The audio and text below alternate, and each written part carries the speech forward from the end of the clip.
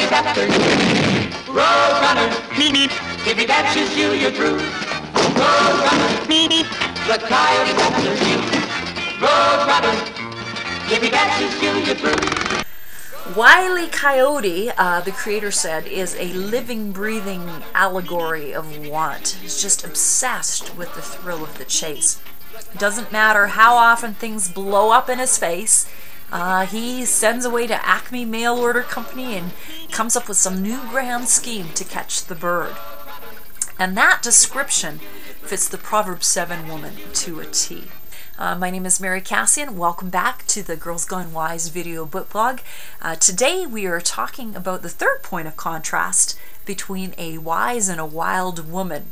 The sage says of this woman, of the wild woman, behold, the woman meets him wily of heart. That's in Proverbs chapter 7, verse 10.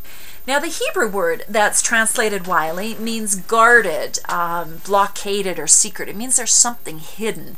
There's an agenda that isn't right up front and out in the open. The corresponding Greek term means ready to do anything, and usually in the bad sense of trickery or cunning behavior. So the wily woman has a personal agenda. She wants a man to satisfy it, and she does whatever is necessary to get the guy to do what she wants him to do. And her approach to her relationships is the third point of contrast between a wise and a wild woman.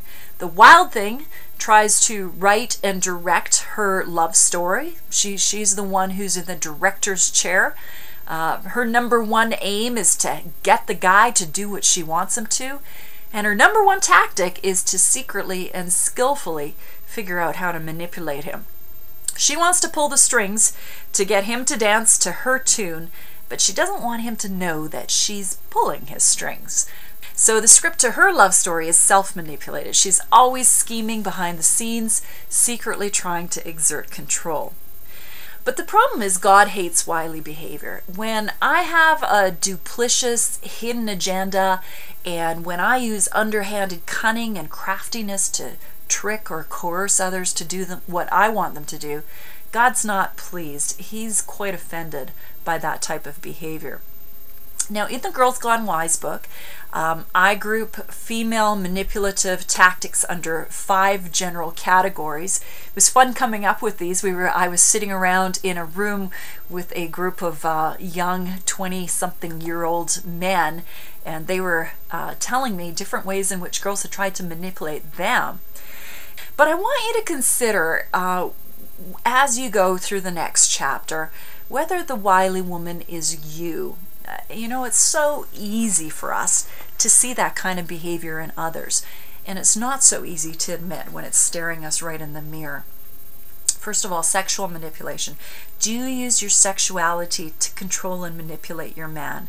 Do you dangle sex in front of him like a carrot or wield it like a stick in hopes of making him do what you want him to do? Verbal manipulation, coaxing and nagging and bombarding and insulting and lecturing and yakking until you get what you want manipulatively. Or how about emotional manipulation?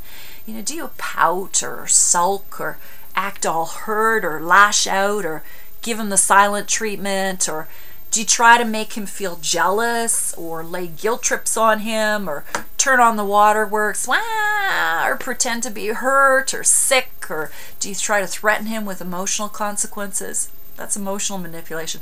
Spiritual manipulation. Some girls just come into a guy's life and they say, you know, well, I've prayed about it, and these girls make themselves out to be more spiritual than the guy, and she knows God's will for his life, and she knows what God would have him do for her. That's also a subtle form of manipulation. Or circumstantial manipulation, dreaming and scheming and manipulating circumstances to paint the guy into a corner or into a situation in which he's tempted, or that compromises him or forces him to comply with what we want. Culture teaches us, really, as women, to be manipulative in this way. But the Bible says, don't play that game. Take your hand off the director's chair, trust God to orchestrate the script of your life.